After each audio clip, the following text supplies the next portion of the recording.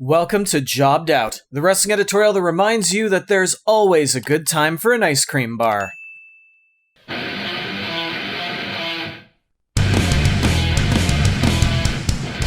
CM Punk.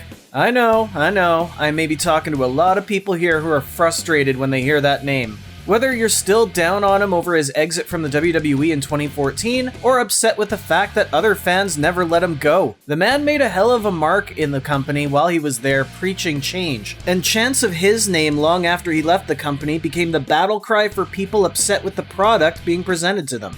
That's why it was such a huge deal when CM Punk returned to pro wrestling officially as a member of the AEW roster in August of 2021.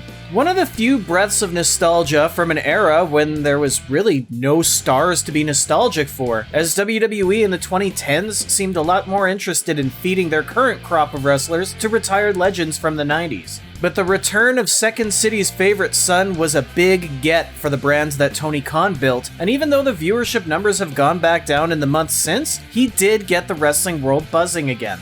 With that said, I have seen a fair amount of criticism over Punk's time in AEW so far. From CM Pants to knocks on his ring rust, which, yeah, I get, but I dare you to whip out a copy of GoldenEye on the N64 and tell me it's easy to play with that awful-ass controller, to even the caliber of opponents and lack of stories in Punk's matches. To which, yeah, in his first 5 bouts, the only one that had an actual build was Darby Allin, and that match itself was just okay, I guess. Again though, that was his first match in nearly 8 years. Since then, he's had a handful of bouts that have been progressively getting better as he's been adjusting to the pace and speed of the current crop of performers. But with that said, when we were used to the likes of Punk vs. Cena, Punk vs. Bryan, Punk vs. the Ryback, Gorilla press through a table, fucking misses the table. And now what we're getting is Punk vs. Garcia, or Punk vs. Matt Sydal. The latest criticism has been whether CM Punk is being wasted. But is he though? Should we really be seeing CM Punk main eventing these shows instead of working with the younger guys? Think about this. At this moment, CM Punk is basically on a coming out of retirement tour. He's shaking off that rust once again and getting a feel for how the industry has changed since he was on top of it. By taking on the likes of Powerhouse Hobbs or Bobby Fish, he's not only getting his workout on a lesser stage, but he's given the rub to performers we otherwise wouldn't really care about. Who the hell ever heard of Danny Garcia before he interjected himself into the Darby Allin feud? But we know who he is now, and if and when Garcia gets to that next level, he has some legitimacy for having worked with the likes of Punk, even if he did lose. And that comes to another criticism that I've been seeing. Shouldn't these new kids be beating Punk? I mean, he hasn't wrestled in nearly a decade after all. Feels like a pretty short-term thing though, doesn't it? They get a quick boost of having beaten the guy who hasn't worked in years. Doesn't really have a great feel to it, not like a big win. Which would be more impressive, beating up Arnold Schwarzenegger in 2021 or beating up Arnold Schwarzenegger in 1988?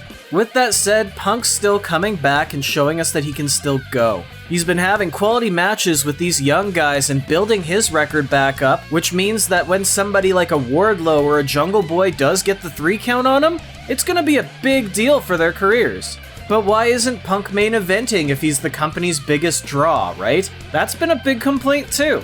Again, pulling Punk out of the lower card and throwing him into that main event, even after all the rust has been subsided, there's only 2 real ways that could go. Either Punk walks in from the start losing to everybody now, having not rebuilt his reputation as an actual threat to worry about, showing the mainstream and wrestling fans alike that the company's biggest draw is insignificant and not a threat. That ultimately hurts the product, not just him. The alternative is he comes in and beats Kenny Omega from the start, making the hard work of the entire roster completely invalid, as much like Impact Wrestling used to do, fans would see that just another WWE guy walks in and immediately puts their whole homegrown roster to shame.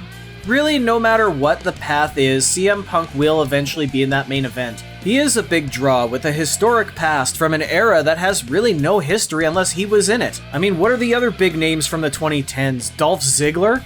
But it's too soon for him to be just flung to the top without hurting himself physically or hurting the roster and reputation. CM Punk just came out of retirement. He's got some rust to shake, yeah. He's still got to get his body back into shape so he can ditch the CM pants that people hate so much. Personally, I think they're fine. Punk's always been big on changing his look with each era that he's working. But Punk needs to not only show fans why his name had been chanted for years despite being away from the business, but also show fans that the wrestlers in AEW are legit, whether they're at the top of the card or at the bottom.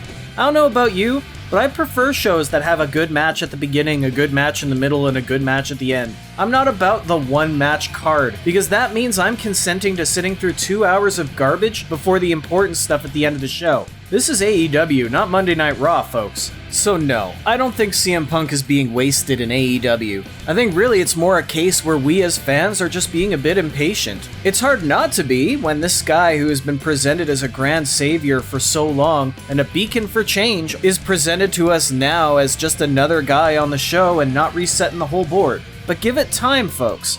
You gotta walk before you can run.